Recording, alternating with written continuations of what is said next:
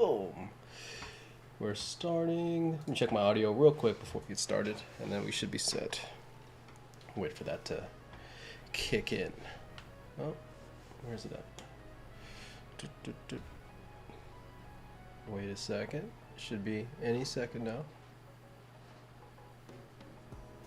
All right, hold up. There it is. Cool. All right, so let's do it. Damn, my cat's like pooping right now. There's a litter box right there, and he's like, "Hey, let's play in that box for a second." Anyway, so let's get started. So this is August now, right? So I'm gonna cover, just gonna walk through some of the quick things that I did for, not quick, but some of the things that I was doing for the last, for July's stream. We'll kind of cover like some of the final touches that I did, and then we'll get into the next thing that I'm gonna be doing today, right? So let me open that up and yeah, show you where we went. Boom. Here it is. All right. So this is where I got to today, right? So this is the final painting that I have for the coffee house, design that we did for July's stream, right? If you guys remember, for those that are watching, in June, we did a kind of world building form language piece where we were designing something, from scratch, creating a world, and, ultimately it ended up being, this cool keyframe painting. And then we're going into hard surface design, right? So in this case, architecture, hard surface things. And then from there, just kind of going deeper into, what this building could be, right? So let me go back to June real quick, because this all links up, right? So something like this one. Let's let that one open up real quick. These files are pretty big, sorry. I probably should open the JPEG. Anyway. All right, so back at the beginning of all this, right? So we made this, this keyframe for June. Well, it turned out pretty cool. There are some things I liked about it. And so, we have this image that ultimately kind of sells our world, right? It has the mood, it has the tone, it has the general kind of look and feel of what we want out of like an environment piece like this. And what I want to really hit home is that this is not really about any particular thing in the scene, right? It's about the scene as a whole. When you're doing a keyframe, you're doing establishing shots. Really, you want to understand why you're doing that shot, right? Because generally speaking, every painting exists for a purpose, right? We don't just do a painting and expect it to be, just to kind of miraculously inform everybody on what it's supposed to be, right? We need to have a purpose behind it. So when I did this scene, it was really just about trying to nail down a concept from essentially start to finish, right? It was, they gave us a board just with information, and we had to basically make something out of it using the inspirations and using things that I came across in my own life, right? Like, a lot of the decisions here were based off of things that I was doing at the time, events that I went to, things that I'm interested in, so on and so forth. So from there, moving into architecture, right? We're like, well, what does one of these buildings look like? And if you can tell, a lot of these buildings are nondescript, right? They're just there. It's just like the idea is it's a building, but we don't really have a function for it quite yet, because that's not the focus, right? So really honing in on like why this painting exists, and then the difference between this painting and this painting, right? So this painting right here is about the mood and the understanding of the world. This painting is about the specifics. That way somebody can actually build it, right? And within this painting alone, I would dive into maybe 3 or 4 other paintings where, like, for example, we have, the building call out. It's like, oh, hey, this building's going to be like in this section over here, like there's going to be a coffee kind of tea ceremony place over there, right? Because we need the main character to kind of meander over there and experience this thing in the game or in the movie or whatever. Cool. Let's make this building. And then from here, I'd probably just do a correction on this painting where it's like, okay, let's just add something in that kind of looks like it, right? And so, from there, I would like make a building like this. This actually shows the designs that I'm kind of looking for, a little bit of the materials, a lot of the, various details and pieces, and, just kind of diving deeper, like one notch closer into what this world actually is. And then from here, right, I would do call outs of like the posts with that eagle crow thing on it, right? I would do call outs of the patterns that are on like the screens and doors, right? I would do call outs of certain types of foliage, even maybe some of the carp and like dragonflies that are in the area, because, we're probably going to be seeing those things. And so what I want you to kind of really understand about this, or like this as this scene as a whole, right? Or these, at the very least, these two images, right? It really is one notch closer, right? Because, for example, I have this this building here, I have this scene here where we don't really see a lot of the smaller things, right? There's some rocks, there's some grass, it's whatever, right? But I didn't really kind of get into a lot of the kind of nitty gritty, right? I didn't really figure out how a lot of this stuff works. It's because it's not really important, especially for that very first painting, because something to really understand about concept art, visual development, or any type of design, you can't nail something down on that first shot. You know what I mean? Like it's impossible. You just can't, because there's just too much to do, right? Oops, sorry, hold on. Let me do this. There you go. You just can't nail down, the idea on the first try, but you can do your painting, do the best you can, get as much information as you can, and then start finding holes. Be like, oh, okay, cool. This building needs a little more information for me to kind of get behind this, right? This area needs a little bit more information. And as I'm kind of zooming in closer and closer, I get a little bit more information. We get a little bit more foliage. We get a little bit more of the life. We get a little bit more of the patterns, the materials, and the general understanding of how this architecture works, right? And then I would dive, one step closer, right? Because we have large shots, right? We have medium close-ups, right? And then we would probably want at least a couple views of this, right? Where it's like the interior shots, maybe like the back view of it, maybe like a cutout version of like how this actually functions, if it's truly that important.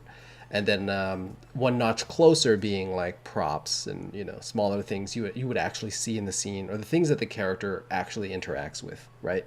If there's a coffee ceremony, there's probably a machine that they use, or some sort of mechanism or device that they would use to, make espresso essentially, right? And so hopefully this kind of shows you what we just do on a day-to-day basis, right? We do the wide shots and we do the close-ups, and you don't always do every single step, right? I think something to really understand as concept artists, there's different tasks just assigned to different people, and sometimes we'll get paintings like the painting on the left from our senior artist, or from our art director, or from whoever, even the client, right? Maybe they just made something real quick, or whatever, right? And then they'll have us elaborate more on it, right? So you take the inspiration, but you don't have to stick to it 100%. You want to take it and run with it, make it better, make it more interesting, right? And then, the images kind of adapt as you go. A big thing that I notice a lot when it comes to a lot of student work, right? Just in general, or, just, I guess, lower level artists, like there's a tendency to want to do this first, right? Where it's like, I can only handle the smaller thing, and then I'll kind of grow out. But in reality, that's very inefficient, because, something that happens a lot in production is we want to confirm that the area, or the location that we're designing, is worth designing first, right? In a student setting, oh yeah, design the building, right? Cool, looks great. Let's move into a better architectural scene, right? Or just like a wider shot. And then we do that shot, we're like, well, it doesn't really work with the kind of tone and feeling that we're looking for. It's not really quite there, right? But now you've wasted one painting's worth of time, or even like 3 or 4 paintings worth of time, before you realize that, oh, this isn't the mood that we want at all. You know what I mean?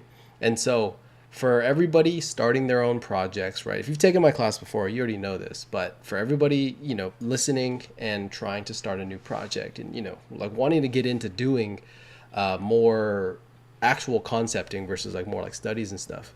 Like really try to establish the wide shots first, right? Look at what the world looks and feels like, and then dive deeper, because we can always go back, right? If we wanted to, we could take this painting and kind of push it further, right? With the information that we have here, and it's just going to be better. But this painting, right? This painting on the left helped us get to this painting on the right. And then we can use this painting on the right to then inject back into the painting on the left. It's a very collaborative process. More often than not, the same artist isn't doing both things, right? Because this is more, to be completely honest, a painting like this is more like kind of junior to like mid-level work. And then a painting like this on the left is more senior level work, right? Because coming from zero, where it's like, literally we just had a quick prompt and a reference board, right? That'd probably be given to you either by the client or your art director, but there's like no imagery because you're making the imagery, right? And then once we have this will be handed off to the team to kind of be like, oh, hey, so we have this painting here. We need you to design this, this, and this. Cool. And then we'll do like 3 or 4 versions of like, whatever we see, but all in like this kind of manner, right? Just call outs, close-ups, material call outs, so on and so forth, right?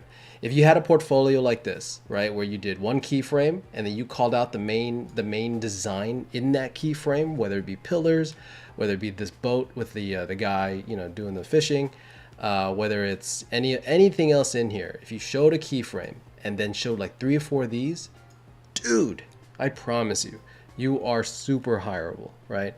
But the issue is a lot of us don't know why we do these things, right? A big reason that people don't get hired in some instances is just lack of production knowledge, right?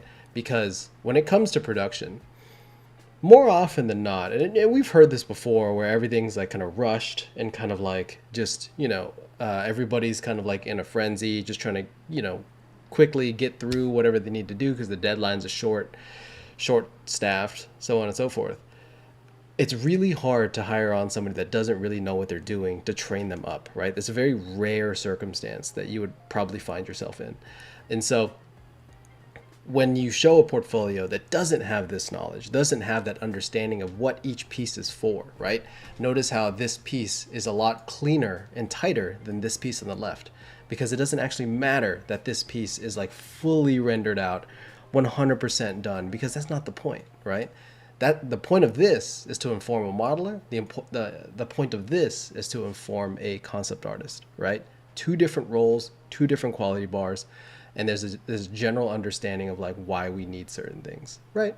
So hopefully that makes sense. We're gonna be kind of shifting gears here. We're gonna be moving into another project, something a little bit different, a little bit slower paced, and getting into just more like technique type stuff, right? So if you don't know, right, start going into August, we're gonna be starting up don't save that, don't save that, cool. Going into August, right, the Livestream Plus people, they picked illustration techniques, right? And that's very vague, right? It's like, what could that be? Really what I'm gonna do is I'm going to take one of my old paintings. I don't remember how old it is. I think it was like a year or 2. But anyway, a painting that's not really done yet. One that's like kind of mostly where it needs to be. But it's like it never got pushed to the illustration level, right? So we're going to take that painting and push it to finish, right? I'm gonna show you everything that I do once we get past that painting looks good, like take it to finish, right? Because in production, there's kind of like 2 phases, right? Like, and usually what I'm talking about more often than not, because I mean, realistically, it is the more important aspect. I'm always talking about the kind of first phase of like creating ideas and, I guess generating new things, bringing new variations to the table, right? Because that's what we do more often than not.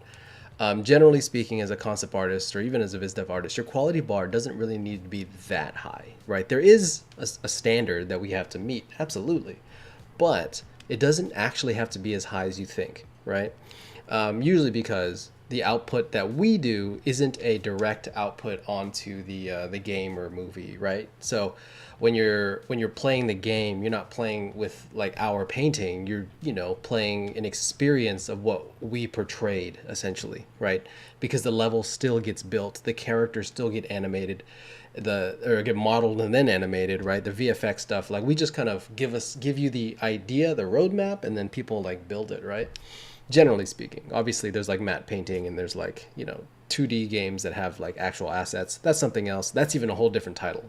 But as concept artists, generally speaking, we don't have in-game assets, so we don't really need to have that high of a quality, right? But there are times, I mean, pretty often, where they'll be like, hey, that's a really cool painting. Let's take that to 100% completion, whether that be for clients, right? Just to kind of like get people a little more on board with whatever the project is, or just trying to create, better art to kind of promote the game, or, more, I guess, finished images to kind of push that direction a bit further, right?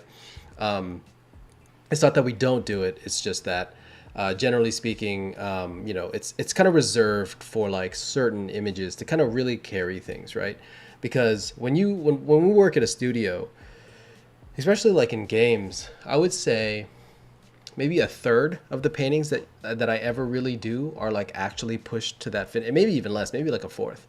Because, for every one finished painting you do, right, there's always like 5 or 6 variations in thumbnail stage, and then there's like a bunch of sketch phase things, and there's like small call outs, but they're not really like finished, you know what I'm saying? And so we're going to kind of talk about and kind of get to that finish level, right? Once we get approved, my art director, production designer, whoever says that's a really cool painting, that's been all approved, let's polish it up, right? And this is kind of what I'm going to be doing to kind of work on that, right? So first week today, we're going to be working on silhouettes. And it's a very simple concept, but I'm going to kind of show you how I apply that in a very complex way and kind of bring a lot of the complexity into the painting as soon as I can, right? Next is going to be asset bashing. You've kind of seen me do that before. I'm going to be doing it maybe a little bit more in depth this time. Lighting and effects, that's going to be, I think, a new one. I don't think you guys have seen me do that before. And then compositing and, fidelity, just kind of finishing things off and trying to bring that painting home, essentially, right? So with that in mind, for everybody that is here watching later, if you want to participate, this is probably going to be one of the easier months to participate in, right? Generally speaking, you don't really need to kind of make something new, right? You can take an old painting that you have, you can take a painting that you're currently working on, and then you can, follow along and hopefully take that to finish with me, right? By the end of this month, hopefully we'll have a pretty good illustration, right? We're going to be talking a little bit less about design. Like, I can talk about that for sure. But generally speaking, we're going to be covering more illustration techniques, just the quality, pushing that quality bar a bit higher, rather than, I guess the ideas and thoughts and things you're trying to design and make look interesting, if that makes sense. So if you'd like to join, if you'd like feedback on your please join the Livestream Plus, starting this week. Next, what's today? Today's Wednesday for most people watching, Thursday for me. Next week on Tuesday for you guys, we're doing the first kind of August feedback session. So, just kind of have something by then, sign up by then and have something. You can bring whatever you want. And yeah, we'll go from there. So cool.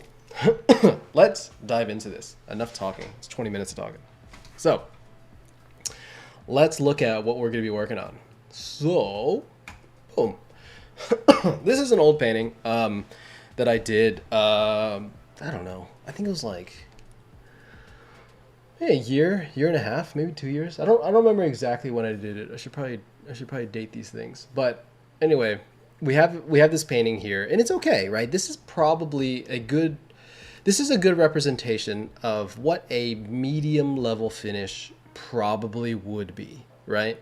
Because whenever I'm doing paintings, there's like different stages that I would submit at. For example, I have a couple things here. I'll kind of show you what I'm pulling from.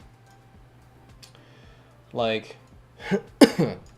this is all of these are old demos slash old paintings, like from my classes or you know whatever. Basically things that I just kind of did for you know demo sake. I forgot why I did this one. I think I was just like chatting on the Discord or something. I remember doing it during a stream or during a hangout session. I just don't remember why I did it. But this one, this was from a class demo. This was another class demo, right? This was another class demo. This was like one of a Discord like just hangout session. But I was just grabbing images to see like which ones do I want to kind of take further. I felt this one was a little too far. I wanted to take this one. I was like, oh, it looks kind of cool. Like it has potential, but I'm like, it's a little farther than I kind of want it to be in regards to this demo, right? Because this one, it's I don't know, maybe it looks similar in quality, but there's a lot of things missing that I kind of want to like expand on, and I actually kind of like where this painting's going.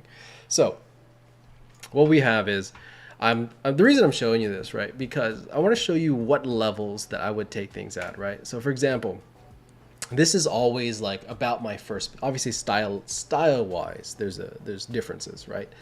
But quality bar wise, this is about to where I would take things. Basic graphic reads, indications of texture, indication of lighting, right? Really nothing like I guess that crazy in terms of just the various kind of pieces going on in here, right? A lot of like just stamping things around just to kind of give us information, right? But you know, overall, this is usually the first pass. I would do about 5 or 6 of these thumbnails, hand it off to whoever my client slash art director or whoever is, right, that needs to approve these things. I would hand that to them.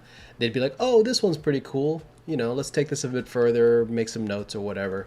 And then generally speaking, it gets to about this phase right here, right, where there's a lot more information in that focal point, right, where the area we're supposed to be looking, you know, there's details, there's a general understanding. You could probably build from this, maybe, right, but it's really about the mood and tone.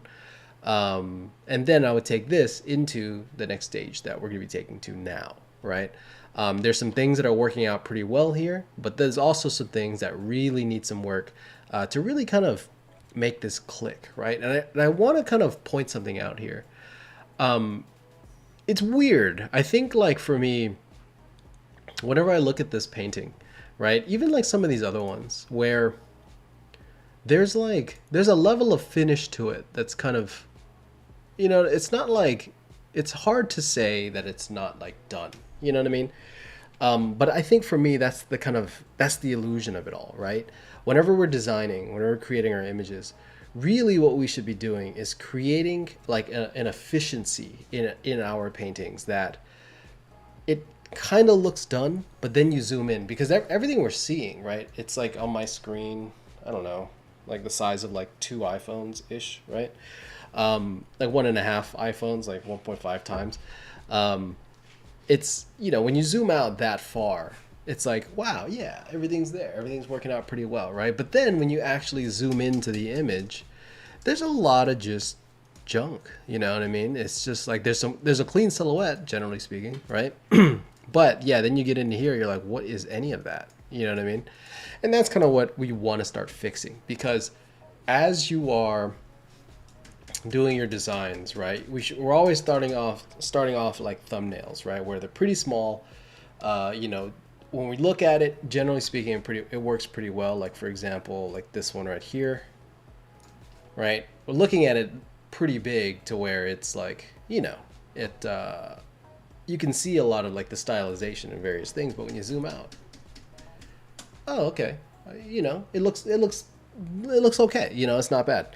And then you start zooming in closer, you're like, oh, okay, I'm starting to see the roughness to it, right? And then you zoom in a bit closer, then you're like, oh, it's a lot of abstract shapes just kind of next to each other, and some stamps, and then some dude on a horse, right?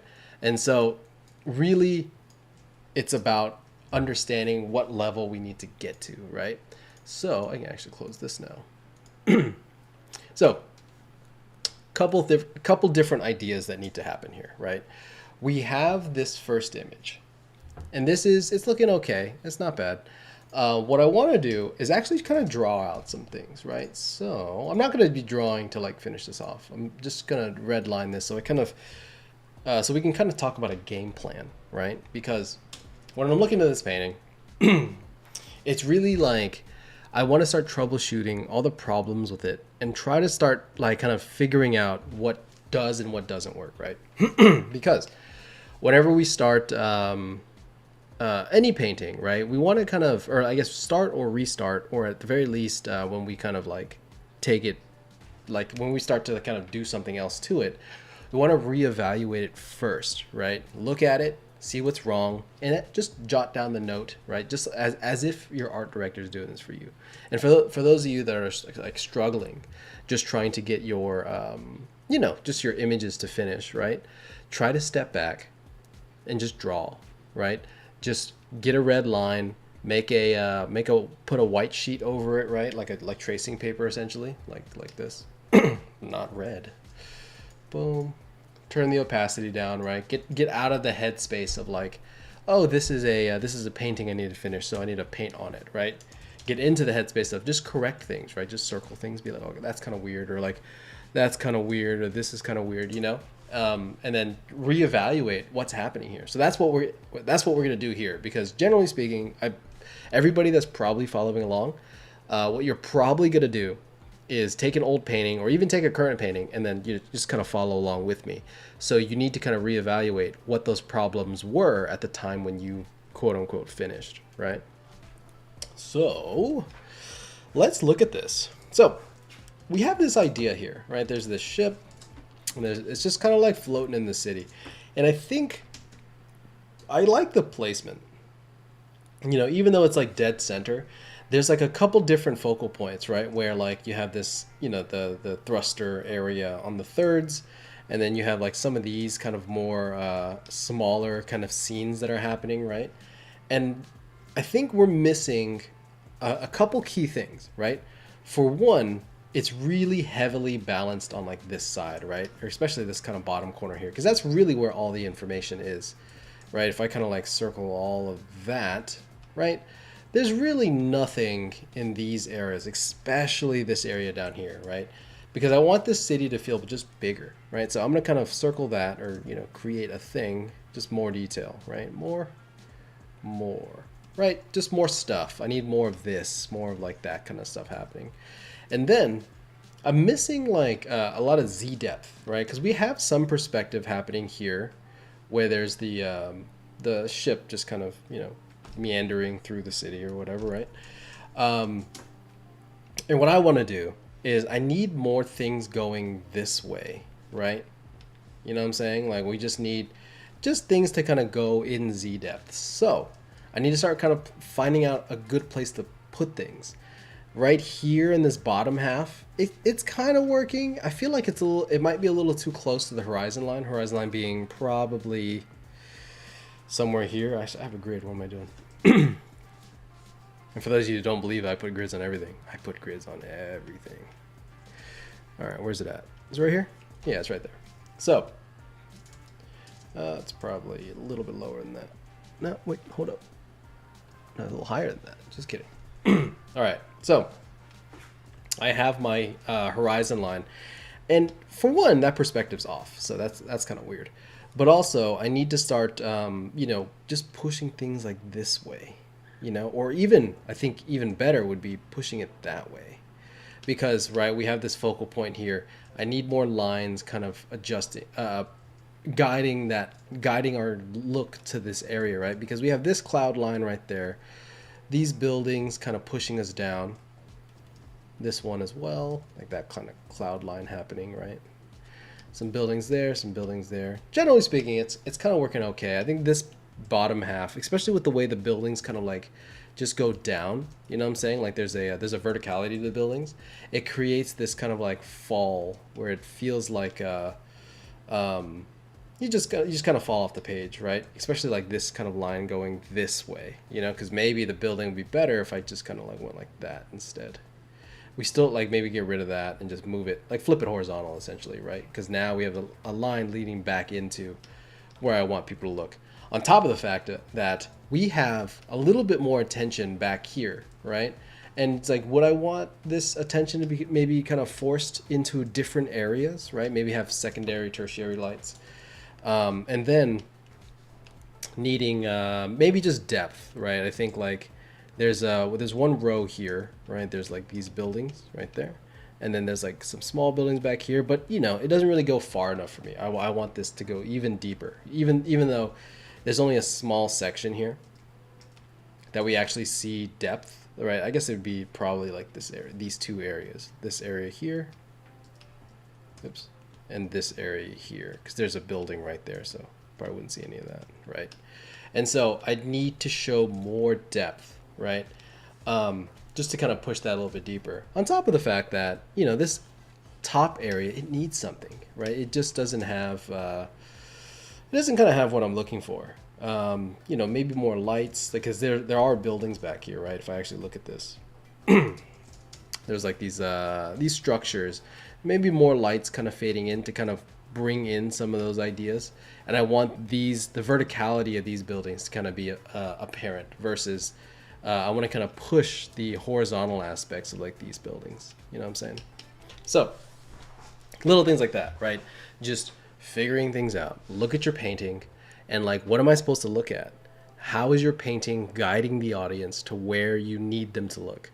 If it's not doing that well, you know, what else could you do to kind of make that happen, right? What are some things that you can use to kind of push some of those ideas and then, you know, execute on that, right?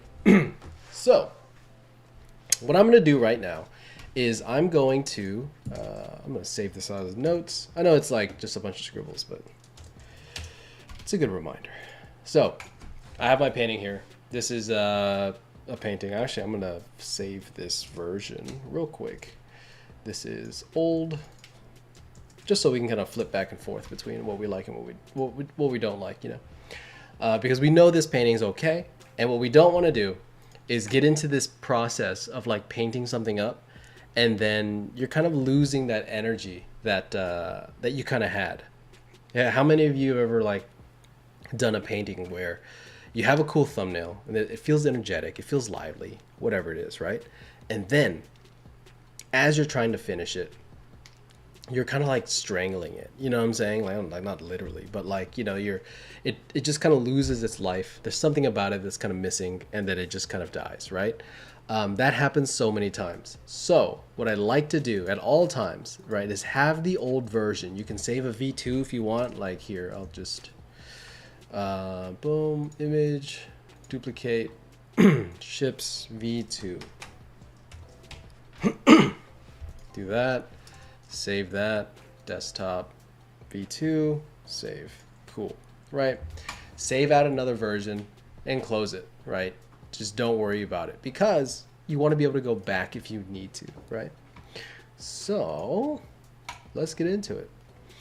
Because this painting was kind of done as a one-off, and I was just kind of messing around mostly, the painting layering system really isn't the same as the way I normally would, right? Because if you look at any of my other demos this past couple months, right, everything is pretty meticulously laid out, and there's a lot of adjustment that I'm allowed to kind of do with it. If you don't want that waterfall in the back, clear it, right? If you don't want this in the back, I'll clear that relatively easily. This painting, though, it's not a one-layer painting, you know, because you can see layers, but it's not really me being cautious with any of my layering things, right? Everything here is kind of like just kind of mashed together, and I'll show you what that means, right? So for example, this, I have a flat layer here. If I command click this, it's just the whole painting, right? So, and a lot of detail is kind of put into that, because if I turn this on and off, like a lot of that foreground is kind of established. And this is me just like making calls on my own, right? So I was just deciding, oh, I just need a little bit more information in certain spots. I need to make that a reality. I need to actually do something with that, right? And then there's some rain effects here, which I can turn off. I don't really need that. Is this all rain? Yeah, it's all rain. There's a whole other like scene kind of happening back there. So what I did was I just took the existing painting that I had. You can kind of see it where like you see this bottom of the ship. You can kind of see it on this side here, right? It's just flipped it and then put it on a lighter color, and then just try to show like another scene thing happening, right? That's kind of, you know, There's some value adjustment things kind of happening here. If I turn that off, you see how bright that kind of building in the back gets? And I kind of just toned it down just a little bit to refocus that attention. And then here, right, there's like some photo pieces in the back and so on and so forth. So really not that well layered. So I have to fix that. So I'm going to go in and just kind of make some adjustments. I'm going to kind of merge some things that I feel like are, you know, not really necessary, right? Where are we? So I have this. This is my ship. And another a topic I kind of want to bring up, just say as I'm kind of getting through this, something I want to bring up is whenever I'm like working, you know, it's always you want to like make sure that you're layering as like as efficient as possible, right? Whenever you see, look at that. See where I'm like, I just kind of like made some things just to kind of, you know, get rid of some things and create some interest or do whatever I needed to do, right? But ultimately, it's just kind of like, now I just need to throw that away because I can't really use it the way it is, right? Because now it's like, it's on, you know, there's some of the thrusters, some of the buildings in the background. I can't really use that, right? But it's good enough to kind of get us to where we need to go.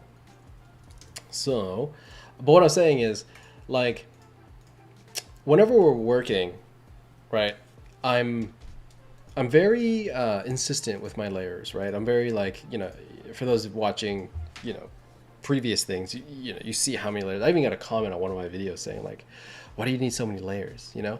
In reality, you really don't, right? A lot of it really is like a lot of precaution things. And there's a I don't know, there's a sense of like, oh, I guess I don't, I can like be a little looser with some things, you know what I mean? Like, look at that. There's a building just, like the building and the cloud are just attached now, right? That's not right. Let me merge that down. There you go. So, a lot of things happen where you could add like, you know, thousands of layers, right? And it's like, it doesn't really help your painting in the sense that like the painting actually looks better because of it. But what it does is it allows you freedom, right? The ability to kind of make adjustments as you need. Because, you know, if I need to get rid of a building, I'll just get rid of it, right? And in production, that skill is invaluable, right? I think I've talked about this before, and, you know, I'll say it as many times as I need. There is so many times where I'll take a painting just like this, where I'll like, what the hell's going on here? How do I fix this, you know? And I'll literally have to just flatten it down and cut it out because there's just nothing I can do for it. It's just too far gone for this to be a kind of workable file, right? But, you know, I don't have that luxury this time, right? So hopefully you're kind of seeing how I actually, you know, go through things and use some of this to my advantage and or even disadvantage in some instances. So boom, just turning off atmosphere, turning off shapes that aren't 100% necessary. So like cut out that little piece right there. There would be a cut. Oops, not that one. Pop. There it is. Boom, boom. Wait, hold up. What just happened? It's this piece right there. Lights, I can merge that down. Panels, I can merge that down. That thing, those lights, click. All right, ship's done. Boom, some lights. These probably need to go into this kind of bottom section here. So I'm gonna do that, merge that together, clip that in, merge it together. And then I can probably delete that. A lot of clouds, right? What is this? What are you? Why do you exist? It's another ship, who cares? Another ship, who cares? That ship, definitely don't care about that one. No, he looked good. Well, I'll leave him. All right, lights, buildings in the back, don't need those. Back plate. All right, so pretty simple. Hopefully you can kind of see what I'm doing here. I'm just cleaning things up. This is usually what happens, right? If you're painting in a process that like doesn't really, you know, allow for you to make changes or even allow you to proceed further, you'll have to backtrack, right? Something that I always talk about a lot with my students is we try not to make decisions based off of how, I guess, how quickly it allows you to do something, right? Like we don't want to just paint on a layer just to kind of fix something real quick so we can kind of move on, because then it kind of messes up that workflow. And then on top of that, if you're asked to ever kind of proceed and, fix something or take it further, you're going to have to go backwards, right? If you see my process before, where it's like we just do graphic read, and then we do, or a composition, graphic read, lighting, color, render, right? It's very specific, and I never move backwards. There's very little times where I'll be like, oh, I need to go completely like, fix something or whatever. Generally speaking, we're just kind of adding complexity, right? The reason we do that is because once you get to this stage, or I guess this stage here, and they're like, wow, that's a really cool painting, you can just take it to finish, right? It makes it a lot easier to kind of just keep going, versus the biggest issue with what's about to happen here.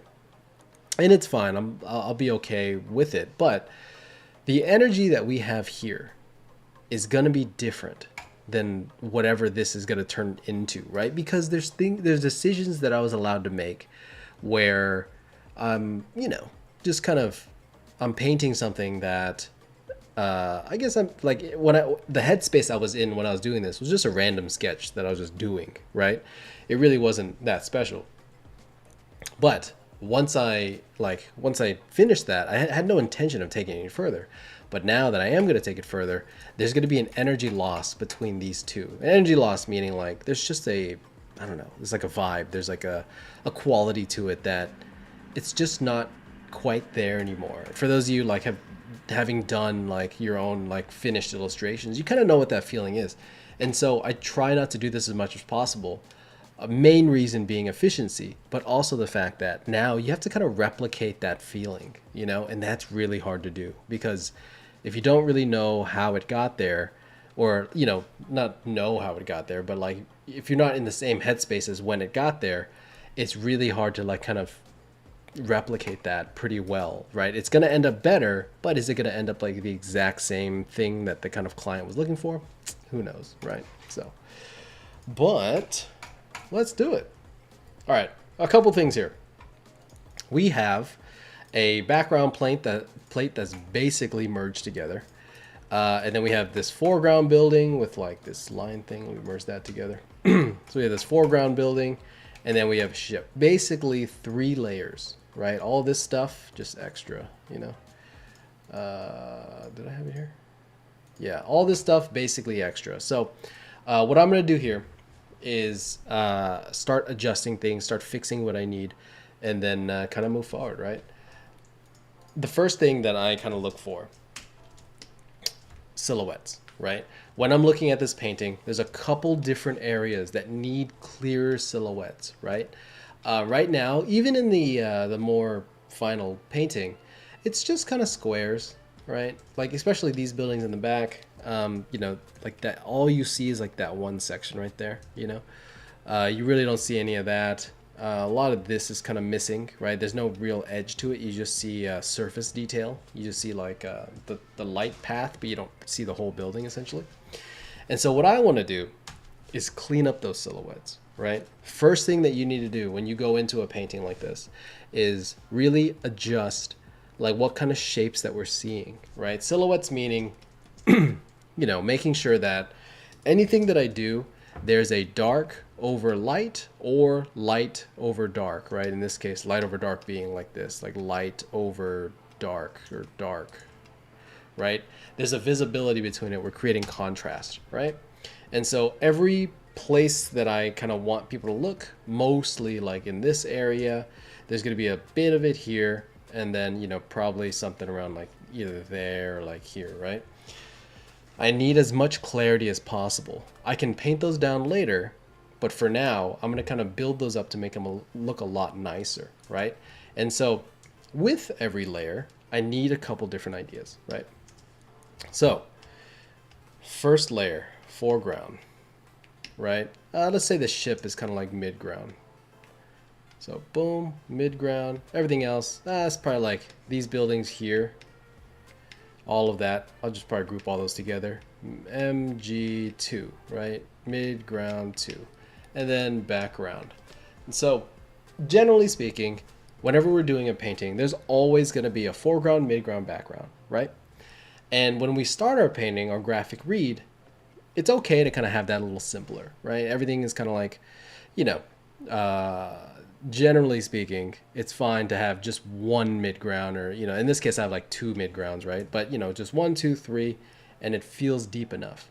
But as you go deeper, you want to add a couple more layers into that, right? So what I like to do is every different category gets its own foreground, you know, like in this case, like let's check this out. The cloud here, like let's look just the background shapes, right? Foreground, midground, background, right? I need 3 different layers inside of this painting, inside of each layer, right? Because once you do that, you're gonna have, you know, like maybe 9 different layers going in your scenes, right? This is very similar to where when we're doing like, you know, rendering and stuff, right? You have this sphere, oops, boom, let's do this. Right, we have a sphere here, and then we have, you know, our light side, right? Generally speaking, when you see this, you're gonna kind of know, okay, that's kind of a sphere. I mean, the values don't represent that, right? Because it's just black and white. So technically speaking, that's conveying an edge, but you kind of know that's a sphere, right? But then you add a third value to it, right? So you go, boom, you can kind of add this back in. Now we have 3 values kind of creating our sphere. It looks even rounder now, right? Pretty simple. And so now what we want to do is add 3 more layers in each thing, right? So I'm going to do that right here. And, you know, the realism kind of starts building, right? There's a different amount of layers kind of happening, and the roundness of the whole object kind of starts increasing, right? So it's the same basic concept. It's how do I make this thing feel a little more realistic, right? Obviously, you just keep doing that until you get a full gradient, right? But now it's when you have your image, break them into separate layers, right? Break everything into layers. So we have foreground here, boom, maybe that. Actually, that'd probably be part of it, right? And now we have another section right here, another section there, and another section here. Foreground, midground, background, right? Within just the midground section, you can break that down into 3 different layers. And that's going to give you a little bit more depth, right? Especially in such a flat shot like this, because this is a very, like, this feels more like a telephoto lens. I set it up to kind of feel that way. I wanted this to be like, oh, you're kind of looking at it from, like, you know, far away, maybe in a camera or a telescope or something, right? You're seeing this giant ship just kind of fly by, and it just kind of shows this like sci-fi city, right? And so every layer that we do, I'm gonna kind of break this down into 3 different layers, right? Same with the midground buildings here. Oops. Boom. We have all of these. And, you know, there's going to be more back there, right? But, oops, hold on, let me do this on a different layer. Grab that green. Cool. All right, so we have midground, shapes, right? And what I need to do is probably put in some sort of midground, some sort of foreground in here, and then maybe like another one, and then like background, right? This is probably like this ship right here is midground. This is background, midground, foreground, and this is probably what, background, right? And so within that layer, you have 3 different ideas, right? And then the back layer, like I said earlier, cloud, building, sky, we have 3 different layers. And so now you just want to start clearing that up. So let's start with foreground. Foreground being this thing right here. I have a layering problem, right? Because right now the ship is kind of like the frontmost thing, but in reality the foreground should probably be the frontmost thing. So if I move that, oops, it's gonna get in the way. Oops, where's my, I guess maybe it doesn't. It should get in the way. What's going on with that? Boom. Wait, is my old painting on? What the hell? What's going on here? Old, there you go. So I have a layering problem, right? So the building here is kind of, you know, obscuring the thing that I need, right? Because it was like this before, now it's not. So I need to fix that. I'm gonna turn on my grid, and then we'll start cutting things out. Okay, let's see. Boom, something like that. Boom. Actually, hold up. Let me grab this. This is all cloud, so I'm gonna kind of fix that real quick. Just gonna do this. Okay. Let's duplicate that, merge that down. Don't need that piece anymore. Turn on my grid. The reason I kind of like threw on this kind of black layer thing is because I need the transparency of the clouds to not affect this, because you know there's a cloud layer on this, and so if I cut it out of the way it is, like the way it currently is, it's just gonna be like transparent in some sections. It's gonna drive me nuts. So I just need that building, right? There's a couple other buildings in this scene, so I need like kind of those, right? I'll just take it from here. Boom. I need that piece. Layer via copy, right? Boom. I have, and then I need probably this building right here. Where's my grid? Oh, if there's any questions in the chat, hook it up. I am. We're kind of like in demo mode now, so it is go time. I saw you typing, Michi. Just say it, dude. Let's see, boom. Let's go like that. That's fine. That's cool. There be a copy. Pow. All right. So I got 3 pieces, right? 1, 2, and 3. I'm gonna layer those up the way I need it. Boom. This is probably background over here, and we're looking okay. Misha says, Kenny, what is the biggest highlight of your Japan adventure? Have you met a wise monk to guide you in your journey yet? Have I met a wise monk to guide me in my journey? I don't know, man. I haven't. I've been to a couple shrines. That's been fun. To kind of, you know, I think for me though, the biggest highlight is just like just learning new things, man. Like just seeing how other people kind of like live their lives, or how different cultures around the world do other things, you know. I think like when you visit, it's one thing, right, where it's like you're kind of there, but you're only there for like a week or two, right? But like, and you really don't really see, I guess, normal life, you know what I'm saying? Like it's different because, you know, you're generally speaking, you're in like the more touristy areas. You're kind of doing the more well-known things, and even those are like kind of like geared towards like foreigners and stuff, you know. And so for me, I really like just seeing how people do stuff, you know, seeing like the different cultures. Like we just getting to hang out with you know, some of the people around the area, or just going to various like festivals and stuff. That's been really fun. We just do like, you know, some of the various festivals that are happening, like festivals that are coming back up again now, but we did some earlier in the spring, at the end of spring, and then we're summer festivals are end of summer festivals are starting soon, so we're trying to like start getting set up for all those. We have a couple that are happening, but yeah, it's fun. It's really like, I don't know, it's different. I know it's like there's like, yeah, you know, they live differently because, you know, they're different people. I get that, I do, but it's a lot of like just, I don't know, seeing how different cultures like process different things that are happening and different outlooks on life, you know. I think a big issue, not issue, but things that I was missing in LA was like, when you're in LA, everybody kind of has that same like mentality, you know, generally speaking, especially kind of like what we're doing, where we live in the entertainment hub of the world, essentially, right, in LA.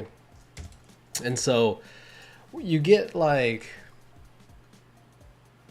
lot of like the same mentalities, right? A lot of it's like, you know, actors coming over to kind of start, you know, working on their craft and finding roles, artists, and a lot of it's like pursuing your dreams and stuff, right? Which is definitely like, you know, I agree, right? I did that.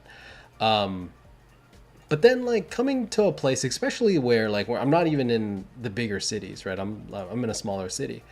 The mentality is a little bit slower, not like bad slow, just the pace is slowed down, and I think for me it's nice to kind of just experience that, and just kind of see where other priorities are and what other people are thinking and so on and so forth, you know. So I think that's really fun. You know, it's also a good change of pace. You know, it kind of wears on you after a while of like always trying to like gun for whatever it's like the biggest best next opportunity, or you know, it's just tiring. There we go, copy, boom. So right now, right, I have my painting and I'm just chopping it up, right? I'm just getting buildings out, and I'm not paying too much attention to them. Like yes, there's like a set of lights there, right? Like, so clearly there is a level of like, I understand what buildings I'm pulling from, but it's not like I'm ignoring some things that I can like kind of put in later, or I'm, you know, just kind of setting things up, because right now I just need a couple different shapes to kind of get me started, right? After that, it's easy. I can kind of make this, you know, be whatever it needs to be. But for now, it's a lot of like, just get some shapes out, get some things to kind of, you know, start working with. It can be very difficult to kind of get started in this process. The reason being that, you know, it's just so messy. There's just so many things that you need to fix. But for me, it's like, just start somewhere, you know, get some buildings out, get some pieces out, and then start fixing it after that. It's not going to look the same, but it's not supposed to, right? It's going to feel the same, but it's not going to be exactly the same, right? You want to evolve the painting. You want to grow it from here, right? So, you know, do the things to make it better. So I have my foreground buildings here. There you go.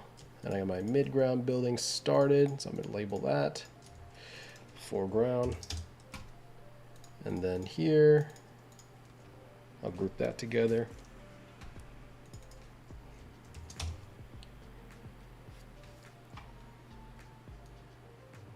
It's because I'm cool, right? Yes, Michi, you're the coolest. You're the only one that asks questions out of like, what, 10 people here, 5 people here, 7 watching, and then 5 in here. Come on, guys. Come on, guys. It's true in different ways. You get perspective, enjoying the moment, see what's around you instead of being in the grind set. Yeah, you know, I think it's a lot. It's a lot of that. I think like there is a certain mentality that is good about, you know, working hard, doing your thing. Absolutely, right? I'm not going to get into like, you know, I guess grind mentality. That's not really what I'm talking about. But you know, there's a drive to do something that, you know, you want to do, right? You kind of go out and achieve the thing that you're looking for, right? Yeah, absolutely. But there is but you know, you do want to enjoy what you're doing, right? You want to kind of just step back and like enjoy the stuff that you have and live the way you want to live, right? Because a lot of times it's like, oh, you know, I'm doing this to kind of get to my goal of just, you know, like I can't rest until I get to my goal, but the goal is always moving, so you never get to rest, and it's just like this constant fight of like, you know, I'm trying to make enough money to kind of give me that freedom, but then when you have enough money for that freedom, you don't take it because the goal's moved, and it's this constant chase instead of just kind of enjoying what's around you, you know. Like I've been just going out and doing stuff, man. Like it's I don't know, it's maybe I'm just dumb, who knows, maybe I'm just like slow to the uptake, you know. But it is something that after 10 years or 11 years of like just doing the same kind of things over and over again with in regards to like art and stuff, whether it's design for, you know, studios or just learning school, doing school and all that, it just kind of like, you know, it's whatever, you know. I don't have an elegant way of saying that. It's just whatever. Like there is I think there's obviously, you know, being able to kind of work and do what you want to do is great, and it's an awesome thing. But there's also a level of, you got to go out and enjoy things, you know. Why work this hard if you're going to just stay inside all day, you know? why make, why kind of push yourself to make all these achievements that, because once you get to that achievement, right, once you get to where you're going, generally speaking, it's not enough, right? More often than not, I've seen people, I don't think I've ever seen someone go, yeah, that's good. You know, like, no, that's enough. You know, it's like that Breaking Bad thing where, like, you know, he made enough to cover his cancer. Sorry for any spoilers. I don't know. You should just watch it. But, you know, he made enough to, like, kind of cover that treatment, but then, like, just kept going, you know, at the detriment of his life and family, right? I'm not saying that's what's happening to me at all, but, like, you know, it is more of a, like, let's take a break, do a thing, do something crazy, do something wild, you do something that people just look at you like, why the hell did you do that for? Because why the hell not, man? You know, I'm 31 years old. Why, you know, why just stick to what you know, right? Boom, copy. Yo, what's up, Darnell? How's it going, dude? How's the restaurant?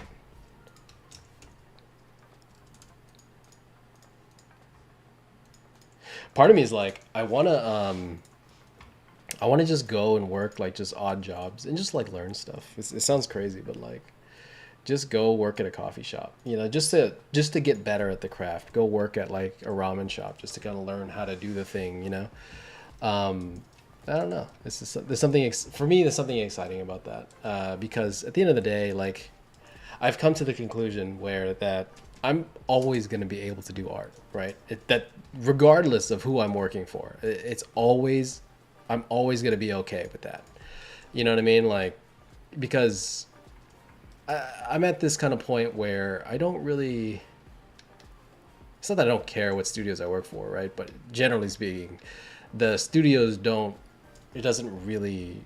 It's not the hook anymore, right? Because before, it's like, wow, this big studio like reached out to me to do this thing. It's great, you know what I mean, or whatever, right? After a while, it's like, it's just another job, you know. And you're looking for excitement. You're looking for like things that kind of like push that that understanding for you, you know, just trying to drive that that whatever it is that kind of drives you, you know, just to kind of. For me, it's like learning new things. I really do enjoy kind of pushing myself to like learn something else, right? And I can't, to be honest, it's funny, I can't control what that is. I don't know what things drive me to do what I do, right? Like, there's times where, like, I kind of want to get into sewing right now. The only reason it's stopping me is because I gotta like buy all the stuff. But like, I'm just like, I saw somebody making, because we've been cycling a lot more around the city. we have some bikes. They're nothing crazy. It's just normal like city bikes. But we've been like kind of just exploring, you know, taking pictures, doing stuff. And I saw this guy. He made a bike bag. It was a bag for his. He just made it. And like, yeah, I know somebody sews that. It's not that I'm like didn't get that, but you don't like see it happen. So it's like, you know, you can't like, oh yeah, I can just do that. I'm a little bit about me. I'm very into just, I guess, optimizing things. You know what I mean? Like, if there's like any sort of friction in my life where it's like, it's really annoying that I have to grab these set of keys and then this thing and then like walk out the door, you know, so I'll create this whole like system to where it's like, oh yeah, everything's in one spot. Or like, for example, when like for my bike, I can't find a bag that kind of works for my needs. So I'm like, I just fucking make it, you know? And I've just been like kind of going through these various things. I don't know what I'm going to get into next. Cause I think I got into like just soldering computer components like not that long ago, you know? Some of my old students, you know, you heard me, and this was random. I was like, I had no interest in electrical engineering before, but shit, I was like looking into making like PCB boards and doing stuff, and I don't know what it is. I just do it. So who knows? Kenny, have you gotten fan art yet? Fan art of like, of what? Of like me, or like of things I've worked on, or what fan art are you talking about? Of me, I don't actually. Oh shit, no, I might have. Well, I mean, I don't know if it's fan art, right? I had Scylla made something made an image of me. I think a couple others made like a picture of me too. But is that fan art or is that just like a happy birthday thing? Who knows?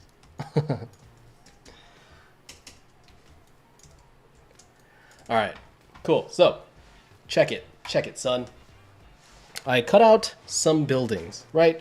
We have a general idea of what's happening here, right? The background buildings, kind of whatever. Those are going to merge in with the background anyway. So I'm okay kind of leaving that because we still have 3 layers just within this image right now, right? We have we have foreground, right? Midground, background, right? And then background 2, or midground 2, background, right? And so I already have like 3 to 4 layers kind of already building up. So I'm not really too worried about those distant ones because they're probably going to be like too foggy to kind of see. And I'll be able to kind of be a little more free with that spot, right? There are things where I do like to have a layering system set up, but I don't always need that to be the case, right? There is a level of like, there's things that I need to do to kind of make this, work out, right? Where it's, I guess, the pieces in between things, right? Like the immediate kind of closer things need to be separated, right? But there's an efficiency with like, I don't need 50 different layers back there if I can just do it in one. And more often than not, it looks better as a single unit. So kind of find that for yourself. Everybody kind of doing paintings or doing like following along or whatever, right? If you've seen my work before and you've heard me say this, I always tell you, learn the process that I'm showing you because, it's probably new to you and it's probably something you've never done before. But after my classes, after whatever it is that you're doing with me, adjust it, make it yours because I'm a little bit different, right? Compared to you, right? You're a little bit different compared to me. And some people like more layers, some people like less layers. And that's perfectly fine. There's nothing wrong with that. Just know that about yourself because the more you know about yourself, the easier it is to kind of work with that skill set, right?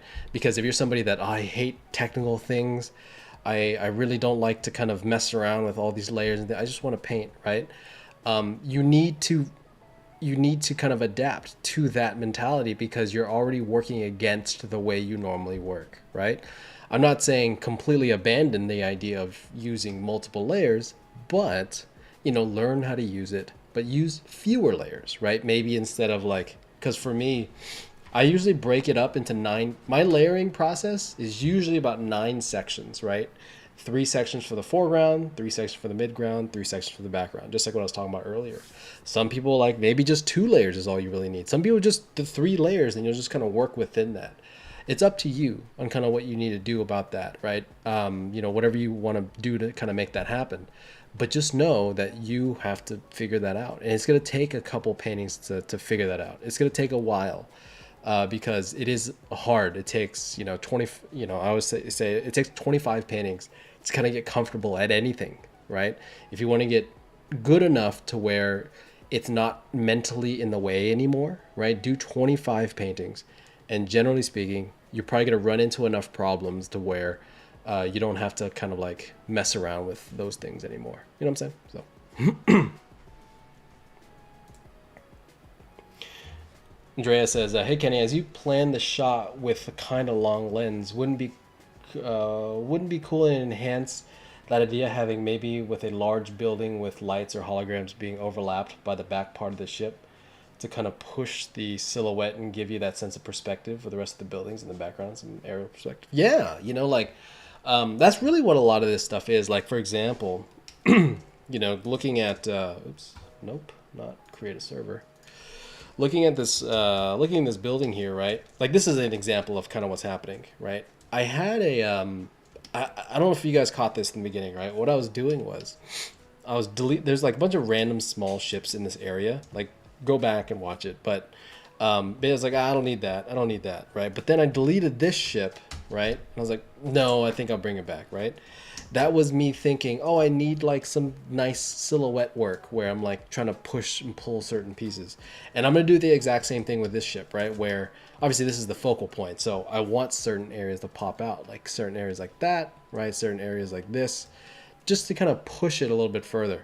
I'm gonna be doing that for sure. It's gonna it's gonna take a second for me to get there, but it really is like, looking for moments to kind of push and pull things as I'm like, going, so cool.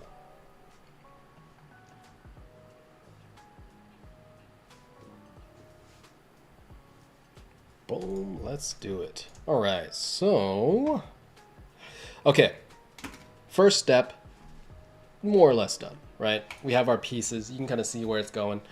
I'm kind of dividing this up, and I'm going to start conquering kind of each piece now, right? So what I need to do is start figuring out how to get these buildings to look more sophisticated, because something that I want everybody to know when you're doing paintings, especially photo bashing, in this case, the finished quality is going to be kind of like a photo bashy / painted kind of thing, more of a concept arty kind of feel, right? And so when I'm doing this, something that I need everyone to understand, if you are just starting off, you want to try and rely on your drawing skills the least amount as possible, right? This sounds kind of weird, but the idea is, if you're not an extremely good designer, right? And I mean, like, I don't really know that many artists that can do this free-handed effectively, right? It's trying to get the scale of everything correctly, right? Because when I cut out the buildings here, I'll turn off some of these layers back here so you can kind of see that clearer. So looking at this, I just kind of like lasso tool cut it out, right? And that's like a perfectly straight line. And then there's like there's even like this weird dip right there. And there's, you know what I mean? Like, it's just a perfectly straight cutout. It's not that that's wrong. It just doesn't look right, because when you look at buildings, buildings, let's see here. See, fourth picture in. I'm sure even the first picture has it, but fourth picture is better at it. So when you look at this, let's just bring this into Photoshop. Boom, create new. All right. There's things that are happening that just, it's so hard to like get that scale right, little things like this. Check this out. There's the building itself, but there's also these little like silhouette pieces, little things. It's not much, but it's enough, right? And the problem with being a person, right, being a human in this world, is that you see this every single day, right? If you look at a building, if you look anywhere, there's antennas popping off, there's, various panels, there's like AC units, there's all sorts of stuff, right? And so when you're designing, it's really hard to get that scale right, especially when you're this far away, because, right, even my brush probably doesn't even get that small, right? If I go to this layer right here, just make a new layer in the back, and I'm like, cool, let me make some stuff. I'll kind of like get in there, and you can like just draw stuff or whatever, right? And there's a level, like, it does kind of work, but it's very tedious and it takes forever, right? Do not do that. What I want you to do is find a photo and start using those pieces, right? And it's not like use the whole building and just drop it in. We're just taking little bits and pieces and kind of assigning it where we need it, right? Just putting things, just putting little things like that wherever we need it to go, right? Every time you see a building, right, there's chimneys, there's all sorts of stuff, right? Even like this light post would stand out in some instances, right? Stuff like this, where you get these little like just column blockouts on those corners, right? Even little parts like that, trim corners, small little things, even like trees on top of roofs. And so when you're kind of creating a building, if you're not careful about it, those details kind of go missing, because we don't always think about that. It's like, oh, the building's there, great, move on. But if you're missing those pieces, we don't know why, but it feels wrong, right? It just doesn't feel right, because, like I was saying earlier, people see this every single day. We don't know why it looks weird, but, you know it's off, right? Same reason why when you look at, like, if you're bad at figure drawing, shit, even if you're good at figure drawing, if you're like 1 degree off, it's like, oh, that person looks kind of weird. You know, it's like, what's wrong with that drawing? The proportions are kind of off. I don't really know why, but I feel it. It's because you see it every day, right? Same with colors. If your colors look a little bit weird, if they're not pushed in the correct way, right, it's gonna feel just off, just a little bit. And because we're so used to seeing how color interacts correctly, right? We're so used to seeing how perspective works. We're so used to seeing people. Hopefully, we're used to seeing people, right? Artists out there, you know, like, it's you have to kind of find those details. If you don't, it's gonna feel off. It's gonna feel chunky. It's gonna feel almost stylized in some instances, right? And getting those scale cues right can be very difficult, right? So let's see. I'm gonna grab some assets here, and we'll kind of get started. Where is my boom? Where is it? Where are you? Nope. Wait, this one? No. This one? No.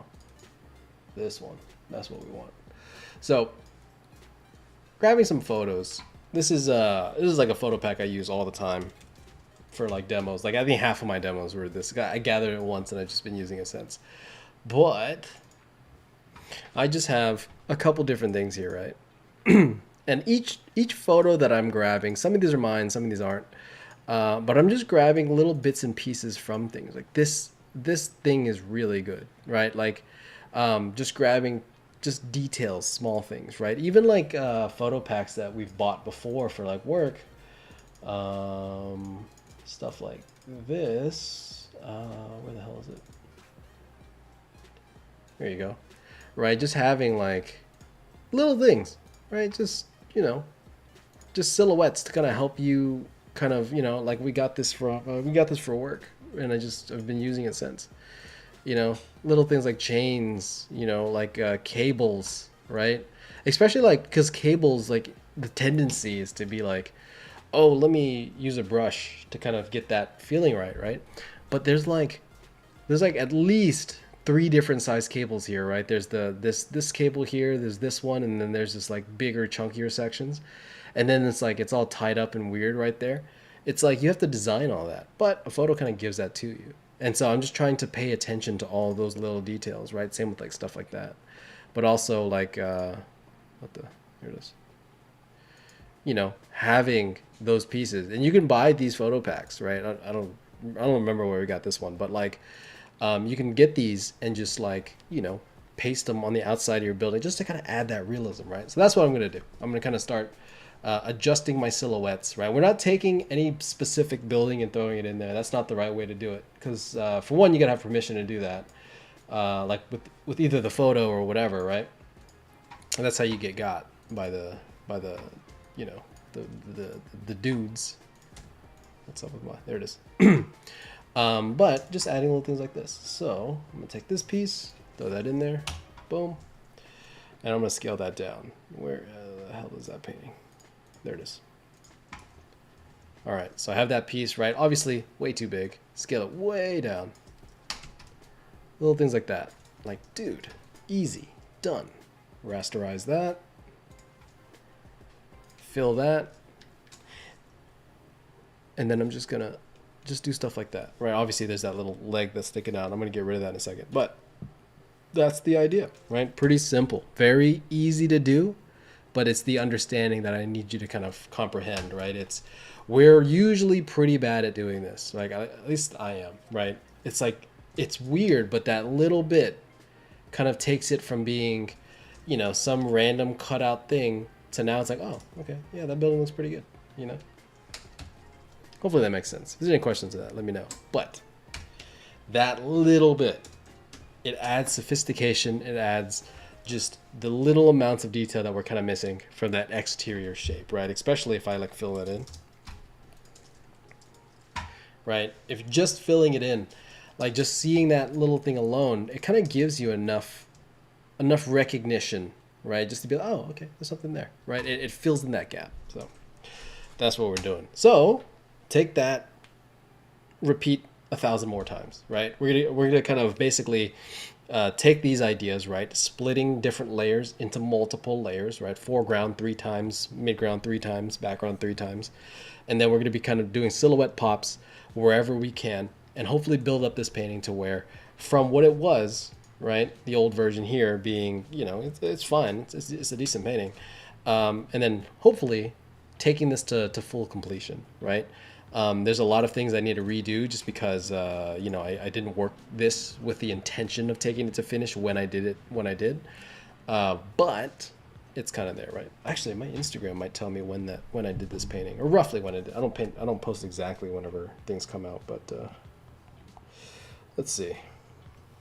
See what Instagram says. See what my boy says. Oh shit, it's pretty old. November 29, 2022. So yeah, about a year and a half ago, right? Yeah, it's a year and a half, 2024, August. No, that's almost 2 years. So, you know, decent amount of time. I didn't intend on taking this further at the time, but, you know, here we are now. So, let's get it. Boom. Let's open Discord back up. Make sure I'm not missing anything. Question. Jade says, can small things add into, like... Wait, can small things add into, like, that can be, like, the big, medium, small in the building? Yeah, that's exactly it. I'm assuming what you're saying is, like, can you do small things like that to kind of add into the big, medium, small design of the building? Yes, you absolutely can, right? That's really what it is. A lot of it is, like, you're kind of missing that, like, when you're looking at design, right, for everybody watching, you know, the whole idea is we need a couple different components. It all really comes down to your big shapes, your medium shapes, your small shapes. You know, especially with, like, that building there, if I were to, like, circle this out, boom, big shape, obviously big silhouette, right? The main idea. Medium shape, things like this, bulk outs, you know, even some of the interior shapes can be counted as medium shapes, right? But we're still kind of missing the small shapes. We have it in the details, right, inside the shape, but we need little points to that really, like, kind of hit it home for us as to, like, you know, what's actually, you know, I guess, like, we need things popping off of the silhouette for that to be a little bit more just easier to kind of see and understand, you know. So that's exactly it. It's just you're kind of giving that complexity where we need it, you know. Let's do that. That's a little bit better. There we go. And so as I'm doing this, right, I'm going to just kind of start merging things together, but also, like, use that same piece for things that are nearby, right? Like, you know, as I'm doing this building, you know, start thinking about that next building, right? How do we make this? You know, this building looks pretty bad, so I'm going to just get rid of all of it. Oops. But nope, not that one. Right, that building looks pretty bad. So, you know, it's nearby, so the scale needs to be the same. The second part of what I want to talk about today, right, or the second part, I don't know, whatever part we're at now, a lot of it really is, like, making sure that scale is correct the whole way through, right? Because I have this building here. They're probably next door, like across the street. So on the Z depth plane, right? They're next to each other, and so there's not going to be much scale difference between the various parts. So take that part and, you know, bring it over, right? Pretty easy, and it just makes the consistency a little bit better, right? You don't know why. Right, it's not something that we always, like, kind of fully understand, but you'll feel it. You'll know it when you see it, right? It's gonna feel a little bit off. The scale is gonna be a little bit wrong, and this is where we want to just comprehend that that's what's happening, right?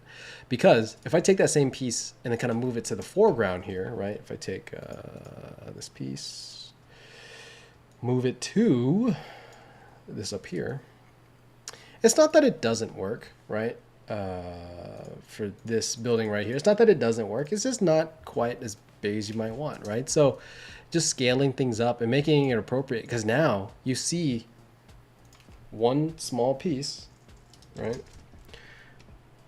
Oops, do that in a brighter color. That piece, and then you see, like, these pieces back here, even that piece there, right? There's a consistency, right? Maybe it's not, like, completely correct in the sense that, like, it's you know, maybe scaling would probably be way smaller, right? But there's a rule set going on. Things are closer or bigger, things are farther or smaller, right? And you're kind of just keeping that as consistent as possible. It doesn't need to be 100%, but there does need to be a recognition of that rule, you know? So, let me get some water.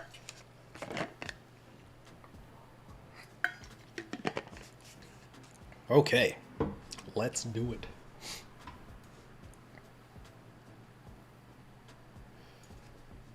Vishal says, hey, Kenny, is it okay to use screen grabs of a Google Maps Street View in my concepts?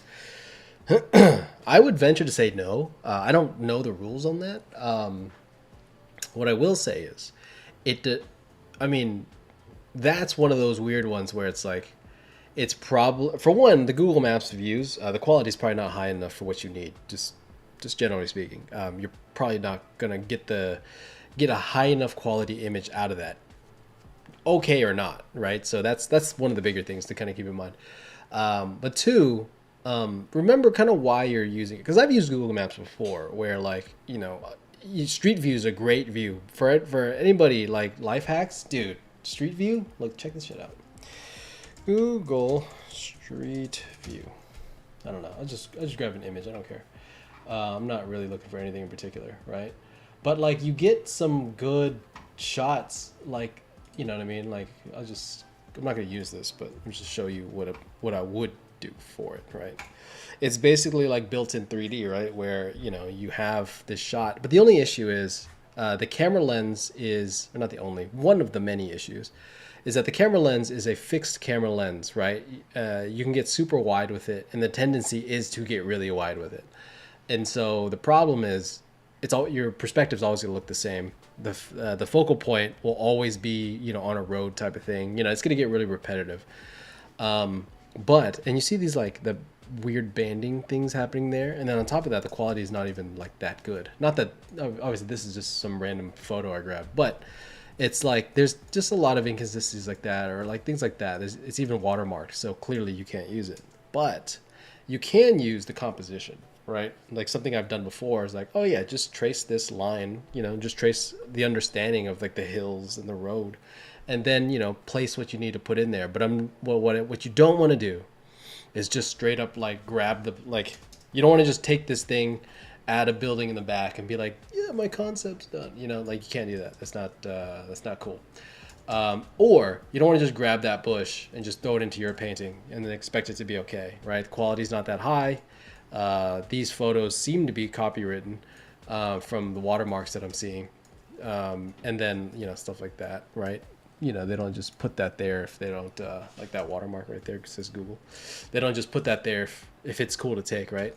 And then, you know, it's just like, it just doesn't, it's not as effective as you might believe. It's a good thought, but it just helps you. What I would do, what I normally use it for, is just to help me, like for example, if there's a building where they're like, oh, hey, it's based off of this building. I'll go to Google Maps and I'll just kind of get a view that's kind of cool, trace over it, just to kind of get myself a good perspective and some of the things around it. And then I go in and build off of that, right? You can use things in a to help you along, but never cut things out or never just like straight up drop it in, because that's, for one, it's lazy, right? It's not gonna do what you need it to do, right? So, but you know, you're the master of your destiny, you know. Let's see. All right, so I have some problems. Where is it at? Pop. Okay, so I don't like this little corner right here. I talked about that during my my notes kind of phase here. I need something to kind of push inwards. And what I don't want to do, this is what happens a lot. I find this happens pretty often with a lot of people. So I have an image here. This is the original, or I guess the first version I started with. And I have a grid here. The grid is based off of this this ship, right? Because I built the ship in 3D. It was basically nothing, but it's just a block, and then I painted over it, right? But I built the ship in 3D, and then I built a grid off of the ship, right? And so it's not that that's wrong, but something I want you to think about, right? Whenever you're seeing things in real life, generally speaking, not everything is at a 90 degrees like that, right? 90 degrees being like, you know, not everything like following that kind of 90-degree grid, right? Because we set the grid here, like, you know, the grids that we have here, right? Like that, and then like that, right? There's a tendency to only go in those directions, right? You can, you know, any building needs to perfectly line up with that. Any you know, anything that you put in there needs to be kind of set up, and then you start getting this very rigid feeling image, right? Generally speaking, you don't want to do that. You want to create you know, things that are in the scene that kind of match whatever you need it to do, not what. Don't let the grid dictate how things are arranged. You arrange it based off of what you need, not what the grid's telling you to do. So what does that mean? That means you need to make a new grid, right? One of the bigger things that happens a lot is when we put something in, let me show you kind of how this works. Right now I have a grid that looks pretty bad. I don't know why it looks like that, but it does. And so, you know, it's a grid, it's doing a thing. And a problem that I often run into is this, right? I'll make a new grid. I'm like, okay, I have the horizon line, right? Let me remake that. It's right here. Where's it at? Right there ish. Wait, hold up. Right there. There you go. So I have a horizon line somewhere in there, right? That's, you know, whatever. And the next thing I do is make this grid, right? I'm gonna do my normal like shape star thing, right? So boom, do that. Cool. And then I'm like, okay, well, I want something around here. And then I'm gonna make another grid thing. This is getting somewhere, I promise. Boom. Let me just make this and I'll kind of like show you how we go about this. Sick. Okay. So we have things, right? We got a thing that's doing a thing. And we got this grid here, right? So theoretically speaking, you know, I'm going to kind of push this a little bit further. I have my grid and it's kind of doing a thing, right? It's doing the grid thing and everything's correct in terms of like what I needed to do. The problem with this is that the grid's focal length doesn't match the original grid, right? Because I need to add something else in this scene. I want it to kind of, you know, I want to, you know, when you need to add like you know, something that's not on a 90 degrees, there's perspective to it. It just has a different grid to it, right? So for example, right now the grid is a certain distance apart, right? The square looks like this, right? If I were to do something like that, let me just make this grid real quick, or make this square. It's that block, right? Cool. So something along these lines, right? So this is the current perspective that we're kind of playing with, right? Just a block like that. If I turn on my other grid, the perspective is different. Let's do the same thing. I'll just kind of make a block somewhere. You'll already see the difference once I do this.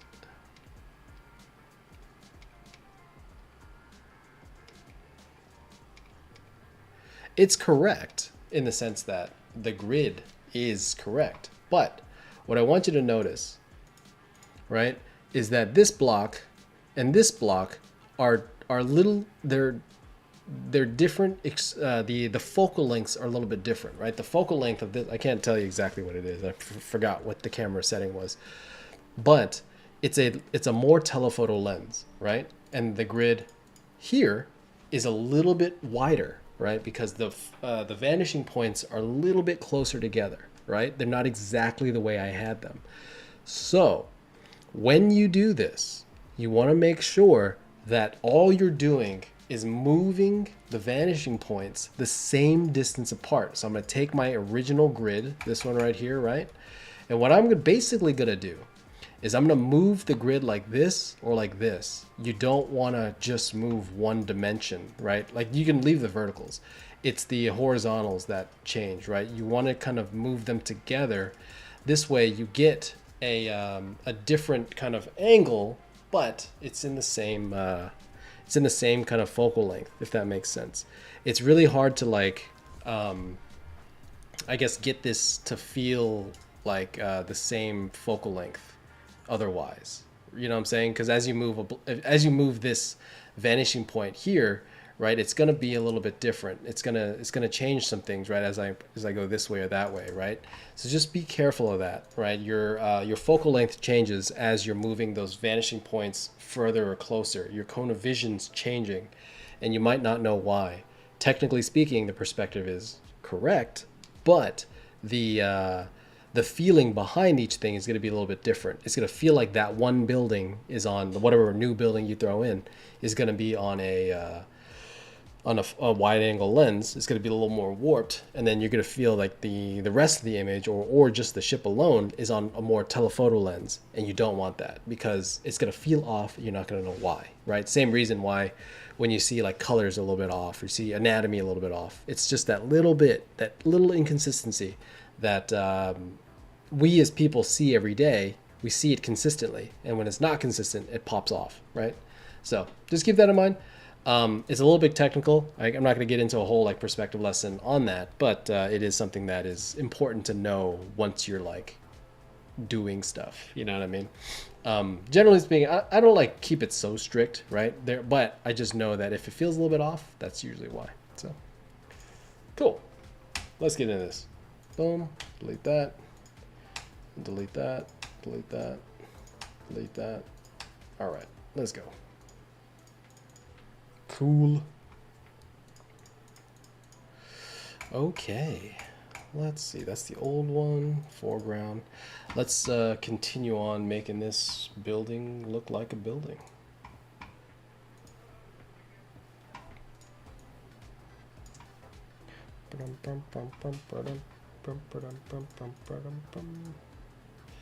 That's a cool shape. I like this shape. Boom, foreground, and turn off that background. There it is. I like to turn off my background when I'm doing stuff like this. It does get a little bit easier to kind of like see, you know. Not everything is going to be like, I guess, so visible when you do it, right? Just kind of keep that in mind. Like when you're adding stuff to the buildings, when you're designing and stuff, like you don't need to pop off every single corner or every single thing, but there does need to be little things here and there that like make sense, you know? So just kind of keep that in mind. Boom. I'm going to kind of do something like that, scale that down, stretch that out. There it is. No, that's too much. I'll just extend it the old-fashioned way. Okay.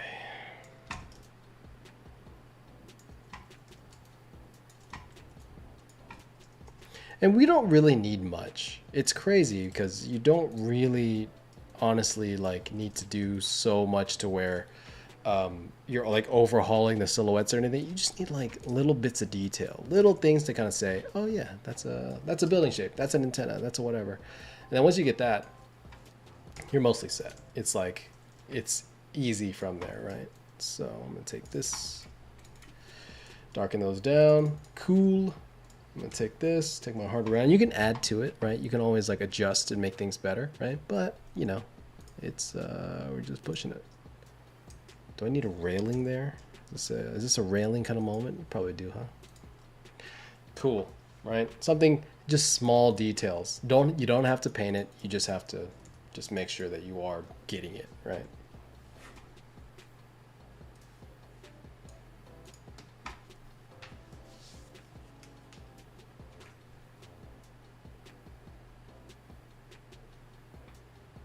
Andrea says, it changes because all the vanishing points are related to the position of the camera and its lens. So if you want the same frame and you change the lens, you should move forward or backwards, and this affects the vanishing points. That's exactly it, right? It's you know, your camera position, your focal length choice, and all of that kind of affects, you know, how the vanishing points kind of work.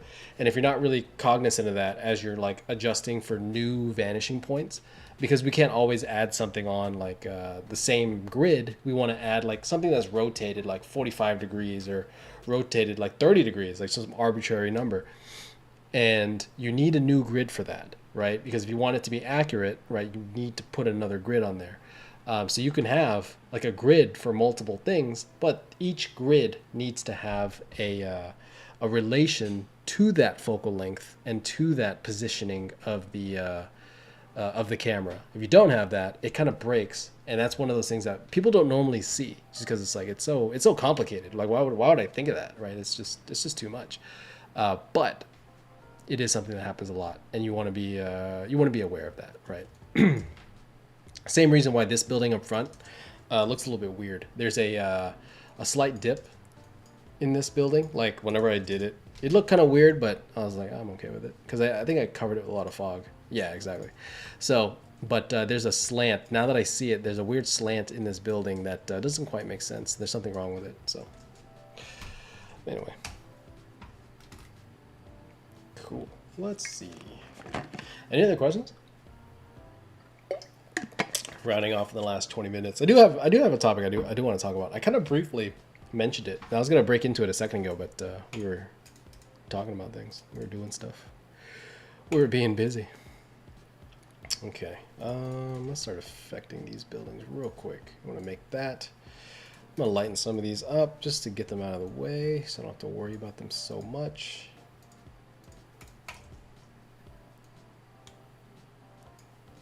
All right. We're going to take some of these buildings up front, overhaul these, call it a day.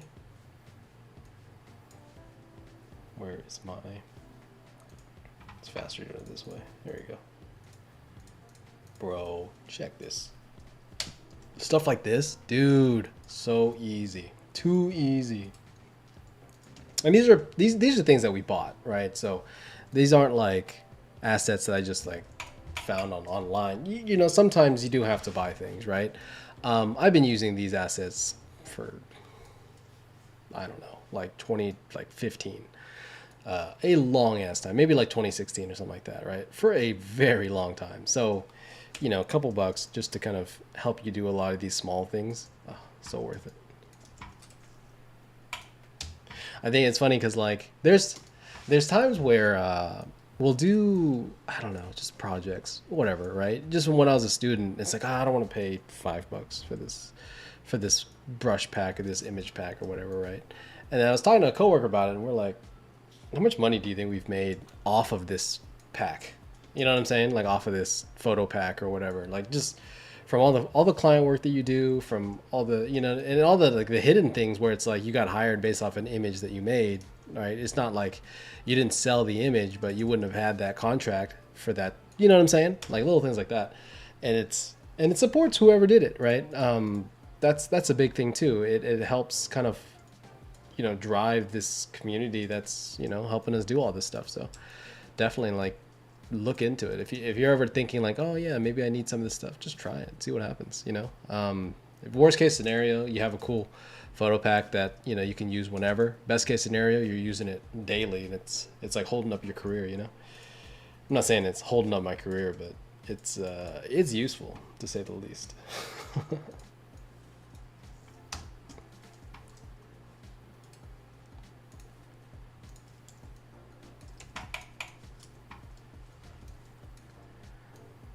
Dude, too easy.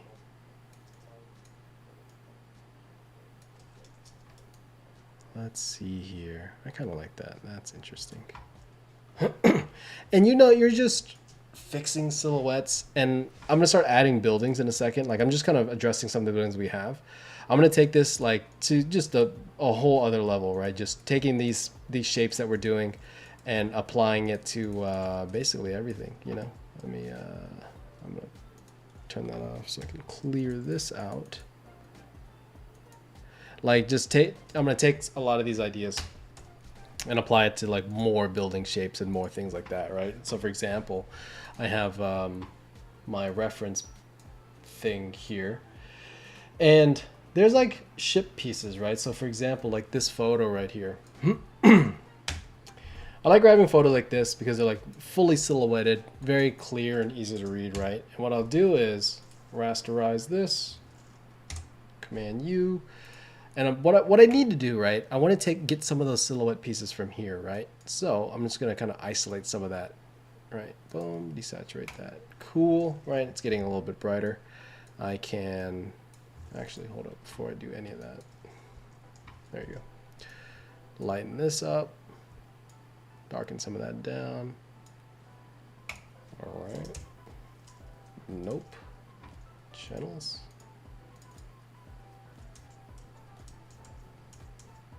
What is happening? What just happened? Paths? No. You guys are seeing this, right? That's crazy looking. No.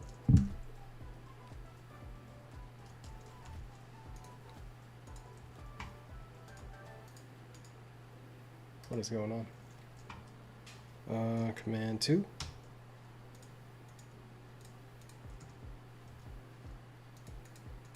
Did I just lose this file? What happened? Hold up. Hold the phone.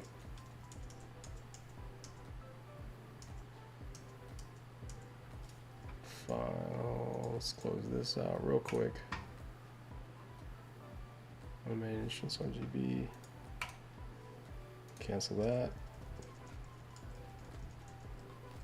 Brush, shift brush. Okay, hold up. This happens often. Does anybody know what this is? This is, you guys can see this, right? Yeah, it's totally, you can see this. Okay, cool. Just making sure. Sometimes it's like my channels or something. I don't know what it is. Hold up.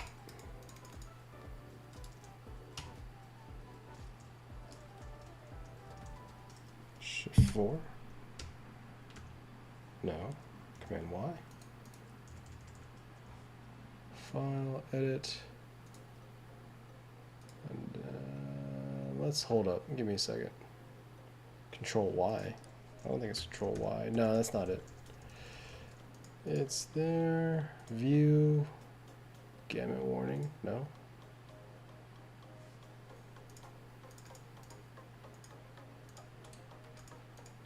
What is happening? There it is. That's weird.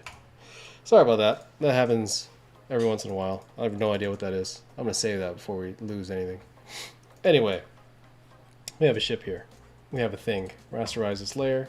Nope, not like that. Rasterize. Command U. Desaturate that. Levels that out. I'm going to do that. I'm going to do this. Boom. Sorry. There's people around. Where's my brushes? Hard round. I'm going to get rid of some of these details that I don't really need. Right, some of that down there, the water, all that. Cool. Don't really need all this stuff. Just clear that. All right, so I have a cool silhouette. And what I'm going to do, double click this. If you turn your blend if right here, if you get rid of black, the black will kind of go transparent. If you get rid of white, the white will go transparent. I usually get rid of, like, I just need the silhouette, so I need to get rid of the white in this case. I'm going to kind of go around there. And then it's kind of cool because you have the base silhouette kind of happening here. What I like to do, or what you need to do, is if you can command click this, it still technically thinks the white is there, right?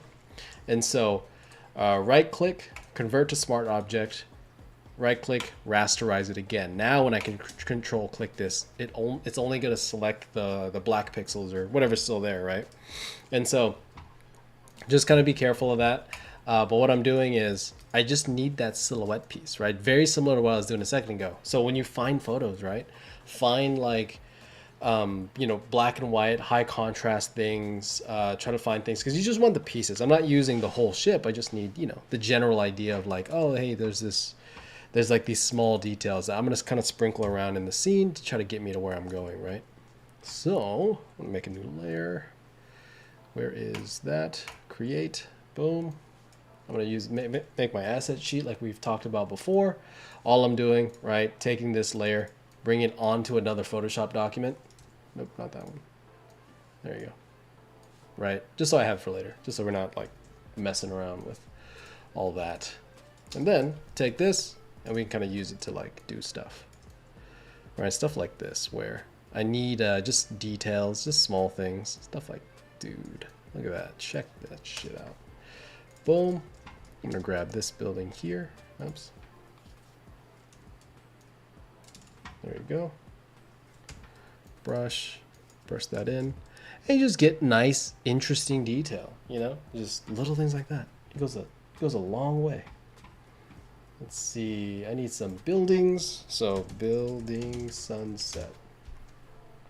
So buildings are really good for this, right? Like obviously buildings good for designing buildings, right? You know, finding sunset ones can be really nice because you get that clear silhouette already. I think this might be an image. Yeah, actually, no, that is a, I meant like a generated image. This is actually a silhouetted image. That's actually pretty good. But little things like that, like stuff like that. I just need shapes. I need complexity. And what I don't want to do is have to paint that myself, right? We're not using it. We're not relying on it to like, you know, drive our entire image. But what we are doing is allowing it to just assist in whatever it is that we need to, you know, kind of push, right? In this case, I'm going to keep using this ship just to kind of get things out a little bit further. I do like that silhouette of that kind of like jet or whatever it is on top of there. We'll take that, control click so I can just get the selection, go down to this layer, and then fill that back out, right? So just grab this. I'm gonna kind of make that smaller so you're not, boom, just make something like that. Let's go, dude. Easy. Let's roll. And like we just continue this, you know, for as long as we need. So I'm gonna make some new buildings and we'll call it a day. Let's see. Boom. Something like that. I'm not going to follow my perspective on this. I'll make a new grid for it later. I just want to get something that's generally the same. As long as you're following the Z perspective, oftentimes it'll probably be pretty good. Something like that. Oops. Something like that. It's just kind of like, I think what it does for me is that it helps push us this way, right? We're just going from that kind of bottom left corner, pushing back into this this scene. Even like leaving this might be kind of nice because now we go from here and then you kind of follow that back up, which then goes that way, which, you know, helps aid us in what we need. And so now, right, take this piece. I need this to be a little more sophisticated, a little more interesting, right? Grab this rooftop structure, go down, boom. You can kind of place it however, to be honest. It's all going to be like just silhouette information. So I'm gonna rasterize that, unsmartify it, do this, boom. Nope, not like that. Sick. All right, take that piece, and even though like the perspective doesn't fully line up, it's okay. You know, like some of those, like if I did it like here, where you can see those, because we're kind of looking up at the that kind of silhouette piece. I don't really want to use the whole thing. I can't just like put it there, like unless it's like above the horizon line, right? Which somewhere like here is probably okay. I can probably use it fully on like this. Not that I want to, but you probably could. But when it's like down here, that perspective is off, right? Because that back one is receding downward, so it's tipping. So you just remember that when you use these pieces, you know, you do have to like actually understand like what you're doing. Like that's fine, right? Because you don't see the perspective anymore. It's okay that it's you know, kind of slanted in this weird direction, right? Even stuff like that. Like it's okay to have that even like kind of parallel with the frame right now versus like the perspective it's actually in, because you barely see it, you know? Don't be afraid to just show, to just kind of have some of those pieces pop off. But, you know, be careful about it, right? Just understand what you're using and why you're using it. Do stuff like that just to bring that corner back up. And you get some nice, like, cool silhouettes. Sick. Something like that. Cool. Building. Done, right? Let's do it. And then, what else do I need? Is that an atmosphere there? No, it's just grid. No, that's the buildings. Cool. Darken that down just a hair. I'm going to desaturate that. It's a little bright. I'm going to lighten that up. There you go. I'm going to drag this over. Actually, I'm going to drag this smaller. And like, a lot of this is troubleshooting, right? I think something that we should all really kind of pick up about this this project that we're doing here, right? It's just troubleshooting, right? We're just trying to, you know, understand what we're looking at, you know, try to get the gist of like what's happening, you know, and then build from there, right? Just use this as a chance to kind of correct some of the mistakes and add to what you're doing. You don't have to stick exactly to every single brushstroke that you did. You just have to kind of, you know, get the idea of it, right? Something a big problem that I used to have, shit, I probably still have it to be honest, is when I would get tasked with finishing off the painting, right? Like I would be like you know, I'd either get a painting from a senior or you know, a thumbnail that I did. I would do I would I would take the painting and I would just like kind of finish it, like just clean it up, right? And a big misconception that happens, or at least for me, I don't know, maybe I'm dumb, who knows? But a big thing that happens for me was I would like be tasked to finish something, and then I'd finish it, you know, and then they'd be like, "No, it's too close to the original." I'm like, "That's exactly what you wanted, right? That's what you asked for. You said take this painting and finish it." It's like, no, you know, you're supposed to take it and like finish it, but finishing doesn't just mean cleaning up paint. It also means rearranging some things, adding complexity, fixing various small pieces of it that now that you have the time to fix. Because when you did the painting, when we did this old painting, it was a different timeline. It was a different understanding of the piece. Because the intention here was just to kind of do something kind of fun. That's why I didn't layer it correctly. That's why I didn't do anything that I normally do, right? But when I'm doing this painting now, the gears shifted, right? We're going from, you know, something a lot looser into something a lot tighter. And with that added, I guess, quality bar, what we need to do is really make sure that we're addressing all the small little things, right? Making sure that every new thing that we add has purpose, you know, has you know, I guess an overall addition, or adds an overall thing to the painting that kind of helps it along, helps it say what it needs to say. And, you know, just add complexity to the pieces that already exist, right? Already, you know, I was talking most of it, to be honest, but there's just more complexity in the scene, right? Just little things to kind of help push it along. And then, you know, hopefully by the end of this, we'll kind of start getting it into a better spot. But, oops, not the grid one. We'll start getting it into a better spot. But for now, it's like, you know, we're just kind of building it up and just seeing where it takes us, you know. So hopefully this all makes sense. Boom. Let's flip this horizontal. I kind of don't like this front building right there. I'm gonna see if I can combine that with these two. And, you know, just making calls, man.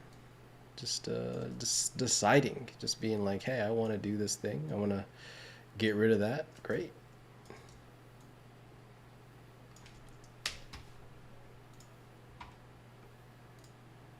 Yep. As long as we having fun. Let's see. Boom. Cool. That's fine. I kind of like that a little bit better. All right, that's kind of interesting. I don't know if I like this building so close to that side. I'll just do that. That's kind of cool. I felt like I didn't like how the kind of center portion of this was it was very center heavy. I felt like there was a lot of stuff kind of happening in that center, but just kind of pushing it to the left. You know, we can fix the lighting stuff in a second, but like a lot of this was just fixing some of those things, you know. It helps a lot. There is a problem I'm having right now, and that is with this piece right there. What I want to do, I'm going to push that to the background instead. Not background, but deeper in the midground, essentially, right? It's a little bit too, I guess, close, and it's obstructing a lot of my my silhouettes. So I'm just going to kind of push that. Maybe I can push it to the left here. Maybe I don't need it at all. Maybe you're right. That actually works kind of nice.